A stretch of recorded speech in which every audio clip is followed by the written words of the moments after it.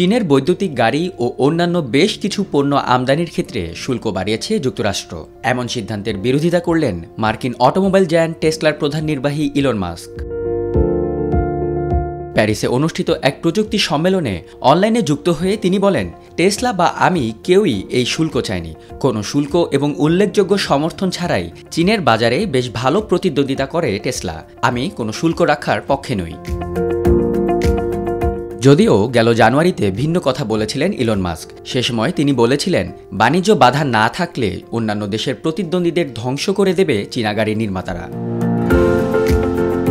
এরপর সম্প্রতি চীনা ইভির উপর শুল্কের হার প্রায় 4 গুণ বৃদ্ধি করে 100% করার ঘোষণা দিয়েছে হোয়াইট হাউস। প্রযুক্তি আদান প্রদান, বুদ্ধিবৃত্তিক সম্পত্তি ও উদ্ভাবনের ক্ষেত্রে বাণিজ্য বৈষম্য দূরীকরণে চীনকে বাধ্য করতে এই উদ্যোগ নেওয়া হয়েছে বলে এক বিবৃতিতে উল্লেখ করেছে মার্কিন প্রশাসন।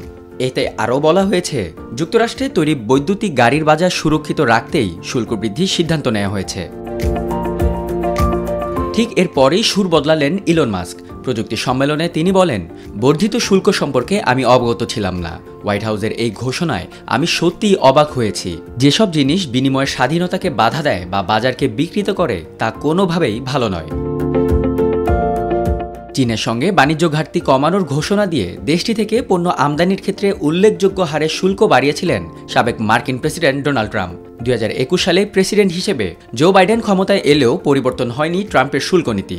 উল্টো সম্প্রতি চীনের বৈদ্যুতিক গাড়ি সহ কিছু পণ্যে শুল্ক বাড়িয়েছে মার্কিন প্রশাসন। এই তালিকায় আছে ইস্পাত ও অ্যালুমিনিয়াম, সেমিকন্ডাক্টর, ব্যাটারি, গুরুত্বপূর্ণ খনিজ পদার্থ, সোলার সেল ও ক্রেন। হোয়াইট হাউসের বিবৃতিতে জানানো হয়, আরও $18 বিলিয়ন আমদানিকে প্রভাবিত করবে এই পদক্ষেপ। 2023 সালে যুক্তরাষ্ট্র চীন থেকে $427 বিলিয়ন পণ্য আমদানি করে, বিপরীতে রপ্তানি করে $148 বিলিয়ন পণ্য। এই বাণিজ্য ঘাটতি ওয়াশিংটনে গুরুত্বপূর্ণ ইস্যু হয়ে দাঁড়িয়েছে।